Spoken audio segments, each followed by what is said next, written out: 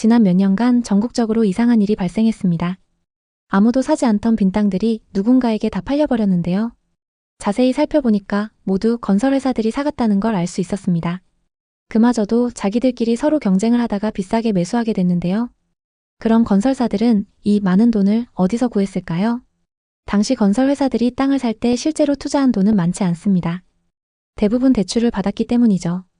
그렇게 대출을 받아서 아파트나 상업시설들을 엄청나게 지어놓고 그걸 우리 같은 소비자들에게 분양했습니다. 땅을 비싸게 샀기 때문에 기본 분양가가 높아질 수밖에 없었고 그 사이 건축비와 인건비도 오르면서 더욱 올라갔죠. 그렇게 높아진 분양가에도 사람들은 더 오를 거라는 기대감으로 서로 경쟁해서 분양을 받았습니다. 지난 몇 년 동안 신축 아파트를 사면 무조건 오른다는 말이 유행처럼 번졌습니다. 하지만 요즘 서울 수도권 곳곳에서 이 신축 아파트들이 급락하고 있습니다. 분양가보다 적게는 수천만 원, 크게는 1억 이상 싸게 매물로 나오고 있지만 매수자들을 찾아보기 힘듭니다. 특정 지역에서만 이런 상황이 나타나는 것도 아닌데요. 믿을만한 투자처인 신축 아파트 어쩌다 이렇게 됐을까요? 외곽 지역은 물량이 너무 많고 분양가가 너무 높다는 것도 원인이 되고 있습니다. 게다가 부동산 규제로 투자 수요가 줄고 주식이나 코인으로 돈이 흘러가면서 거래량도 급감했습니다. 이렇게 거래량이 계속 줄어들면 시세도 같이 급락할 수 있습니다. 서울이나 수도권이라고 상황이 다르진 않은데요. 이 지역들의 상황을 확인해보면 상승기 때 올랐던 가격에서 수억씩 떨어진 걸 알 수 있습니다. 매수세가 끊기니 가격이 떨어질 수밖에 없는 상황이죠. 특히 분양가가 높았던 곳일수록 하락폭이 더 큽니다. 보통 중위권이 안 팔리면 상급지로 갈아타기 어려워집니다. 따라서 전반적으로 분위기가 나빠지게 되는 거죠. 아파트, 특히 신축 아파트가 안전자산이라는 말은 옛말이 되어버렸습니다. 요즘 새 아파트라고 해서 무조건 오를 거라 믿고 투자했다가 돈 잃은 분들 정말 많습니다. 특히 수도권 신축 아파트에서 마이너스 프리미엄, 이른바 마피 매물이 쏟아지면서 투자자들의 한숨이 깊어지고 있죠. 먼저 정종현 씨의 이야기를 해보겠습니다. 종현 씨는 몇 년 전 평택의 신축 분양 아파트를 계약했습니다. 그때 평택은 제2의 동탄이라 불리며 삼성전자와 신도시 개발 호재가 쏟아지던 곳이었죠. 종현 씨는 평택의 서쪽을 주목했습니다. 그쪽이 저평가되었다고 믿었죠. 그래서 평택 서쪽에 화양지구에 투자하기로 마음먹었습니다. 그는 포레나 평택화양 전용 84타입을 4억 5천만 원에 분양받았습니다.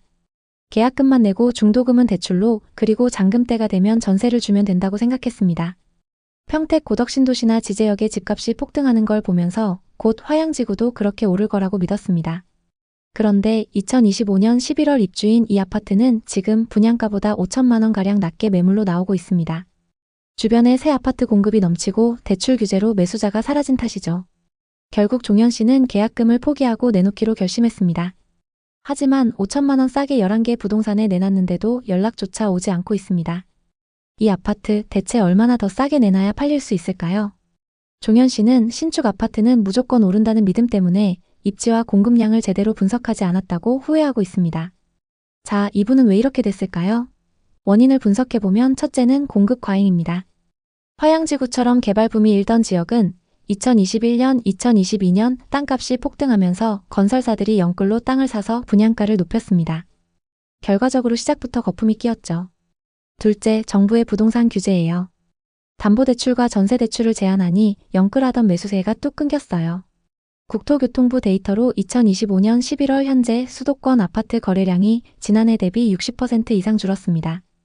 서울은 78.2% 감소, 경기 64%, 인천 57%예요. 이 규제는 원래 고가 아파트 타깃이었는데 중위권까지 영향을 미쳐서 시장 전체가 소강 상태에 접어들었죠. 이해하기 힘든 부분인데 6억 대출이면 웬만한 수도권 아파트를 살 수 있음에도 매수가 끊겼다는 건 사람들이 더 큰 대출을 기대하며 영끌 모드로 살았다는 뜻입니다. 게다가 고금리로 대출 부담이 커지니 투자 심리가 얼어붙었습니다. 이런 원인들이 복합적으로 작용해서 새 아파트마저 마피가 붙는 상황입니다. 평택뿐만 아니라 서울과 경기도 다른 지역들의 상황도 비슷한데요. 또 다른 투자자 최민지 씨는 동탄 신도시의 오피스텔을 분양받았습니다. 2026년 입주 예정인 이 오피스텔은 동탄역 주변 개발과 지하철 개통 호재로 기대가 컸죠. 민지 씨는 전용 84타입을 9억 9천만 원에 분양받았습니다. 새 집이라 프리미엄이 최소 2억은 붙을 거야 이렇게 생각했다고 합니다. 그런데 지금 거래 가격은 마이너스 프리미엄 1억 3천만 원으로 떨어졌습니다. 분양가보다 수천만 원에서 1억씩 낮은 마피 매물이 많이 쌓여 있죠. 그럼에도 거래조차 안 되고 있습니다. 최민지 씨는 개발 호재만 믿었는데 오피스텔을 계약한 게 실수였다고 하소연했습니다. 주변 입주 물량이 꽤 많고 요즘 오피스텔 거래가 잘 안 되고 있기 때문에 좀처럼 상승 기미가 안 보입니다.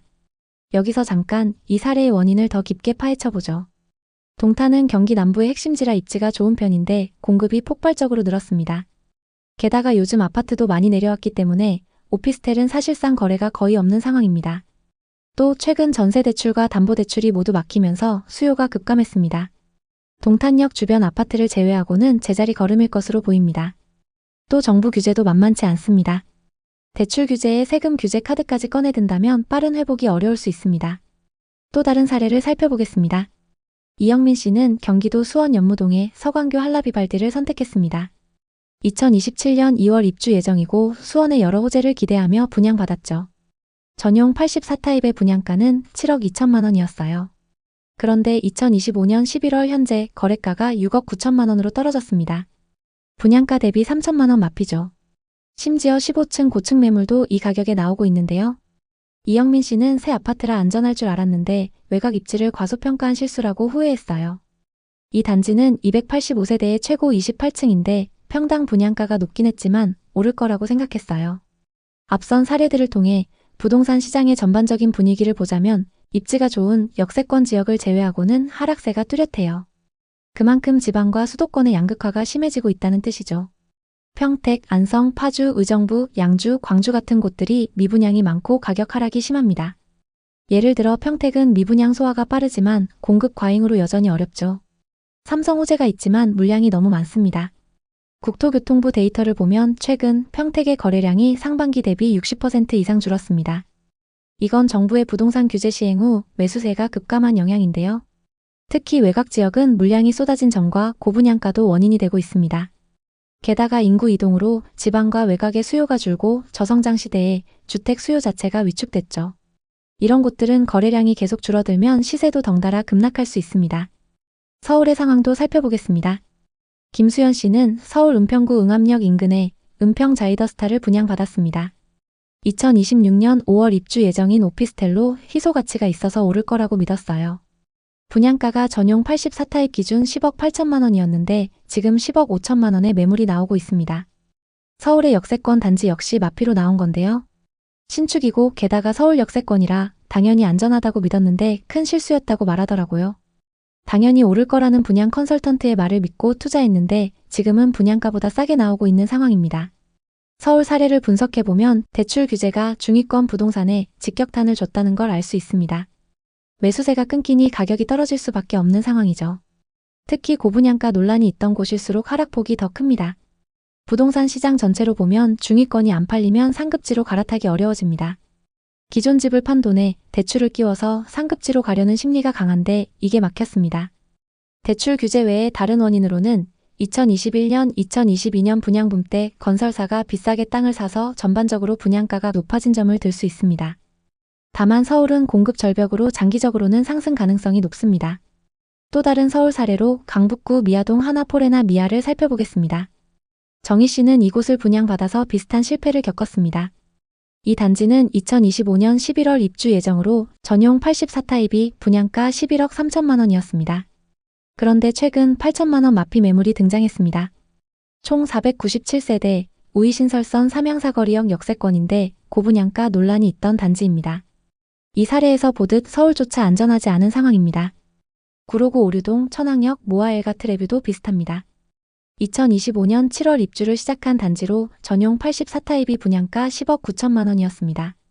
하지만 현재 시세는 10억 4천만 원 선으로 마피 5천만 원입니다. 7호선 천왕역 역세권인데 현재 대출 규제로 매수세가 급격히 줄었습니다. 심지어 전세도 안 나가는 상황입니다. 투자자분은 초역세권이라 믿었는데 시장 한파를 무시한 실수라고 하시더라고요. 인천 쪽의 사례로 인천 작전동의 작전에피트를 보겠습니다. 2025년 10월 입주를 시작했는데 분양권에 4천만 원의 마피가 붙었습니다. 인천은 연수구부터 계양구, 서구까지 전체적으로 미분양이 늘어나고 있고 거래도 줄면서 크게 타격받고 있습니다. 현재 전세입자를 구하기도 어렵고 담보대출의 한도도 줄어들면서 하락 사례가 늘고 있습니다. 경기도 북부 의정부나 파주, 양주도 마찬가지입니다. 신축 단지들에서 분양가 대비 수천만 원씩 하락한 매물들이 나오고 있습니다. 이 모든 사례의 공통점은 고분양가, 공급 과잉, 대출 규제, 일자리 부족입니다. 새 아파트라고 무조건 오르는 시대는 끝났습니다. 오히려 거품이 빠지면서 대표적인 하락 사례가 될 수 있죠. 정리하면 2021년, 2022년에 분양한 단지들이 입주 시기가 다가오면서 타격이 큰 상황입니다. 당시 건설사들이 땅을 비싸게 사기도 했고 분양가를 터무니없이 높게 책정한 것도 원인이 될 수 있습니다.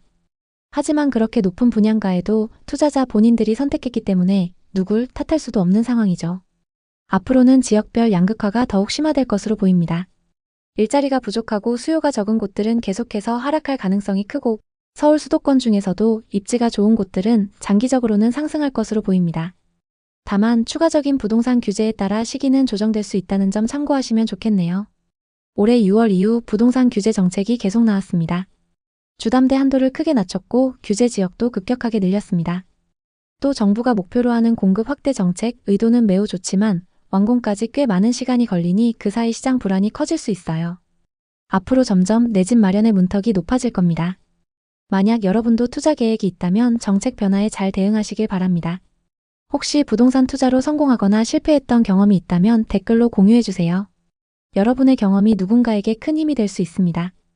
오늘의 이야기에 공감하셨다면 구독과 좋아요를 눌러주세요. 오늘도 시청해주셔서 감사합니다.